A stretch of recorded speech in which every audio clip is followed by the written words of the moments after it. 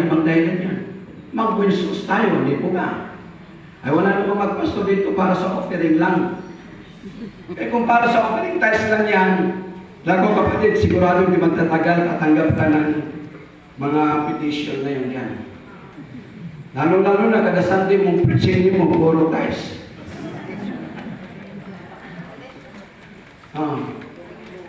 Yan katong sigigan, mabungog naman na.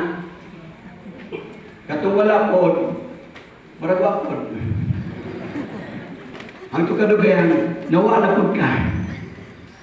The old wineskin became inflexible, stiff, dry, and brittle. Ngayon, yung wineskin na yan, kapag hindi na yan siya nasisidlan na wala na diyan ng wine, ito ang mangyayari, nagiging inflexible na yan siya. Stiff, matigas, dry, tuyong-tuyo, at brittle. Ibig sabihin yan, hindi na siya malambot. Kaya, ang mangyayari yan, kapag lagyan mo siya ng new wine, mag-bubbles out yan, masasabog yan. Kaya, matatapon yung wine, masisira yung wineskin. Kaya bago mo yung lagyan, dahil nasa pressure na, o dahil hindi na nagagamit, katulad nun yan ngayon, anong nangyayari dito? So, the renewing process, puntahan natin yung process, paano i-renew? Kasi hindi naman ibig sabihin, kailangan mo yung bago na hindi pa nagagamit dito. Yung nagamit na, kailangan lang na i-renew natin. You have to immerse that wineskin in water and let it soak for several days until it becomes malleable, pliable, and you sell it again. Hallelujah. So, ganun yung proseso. Dahil sa tigang niyan, dahil tuyong-tuyo niyan, at hindi na pwedeng lagyan ng bagong wine, kailangan yung proseso mo yan, ibababad mo yan sa tubig. Okay? For some several days, hanggang sa lalambot siya ulit. Okay? Water is a picture of the Word of God. Can you say amen? Amen. Water is the picture of the Word of God. The Bible says we are sanctified, cleansed, and prepared by the washing of the water of the Word of God. Ephesians chapter 5, verse 56. First of process in renewal, a fresh saturation of the Word of God after the wineskin has been immersed in the water, olive oil is rubbed into it. So ganun yung prosesyo.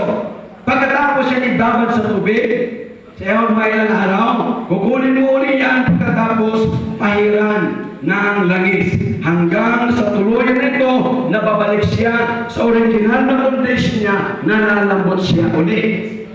This represents receiving fresh anointing of the Holy Spirit. After the oil runs into it, a wineskin is renewed. That's why I said a while ago, in reaching this impossible that you want to reach, we need to undergo the arduous process. Yung life din po natin mga kapatid, ito ngayon nagsisimbolo yung wineskin, yung life, yung heart po natin mga kapatid. Kailangan din natin ito na ibabad sa salita ng Panginoon. There's no other way that our hearts be conditioned once again, but only through the Word of God. Jack Hayford said, he said, on his book that I read, sabi ni Jack Hayford, I baptized myself through the Word of God. Oh, grabe. I baptized myself through the Word of God. Ayun sabi niya, 2 weeks, wala siyang gagawin, but to sit down, study, reading the Word of God. Study, reading the Word of God. In other words, nag-soak siya nagbabad siya sa salita ng Panginoon. At pagkatapos, siyempre, kapag yung ginagawa natin, unti-unti rin bumababa yung bahid, yung langis ng ating Panginoon. The Holy Spirit is coming to us.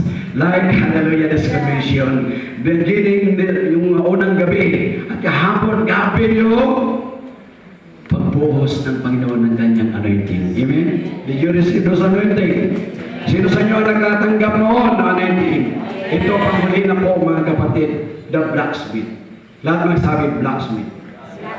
Nung sinabi sa akin ng Panginoon ito, sabi ko, ano ba itong blacksmith? Mayroon ba ito sa Bible? Aba mga kapatid, mayroon. Kaya nagkakaproblema yung Israel noon, naubusan sila ng blacksmith, yung tanda, yung panggawaan. Isa lang yung panggawaan nito ng mga tools, yung mga sundang, sangkot, all that kinds of yung mga itak, yung mga mulo. So, yun yan, yung mga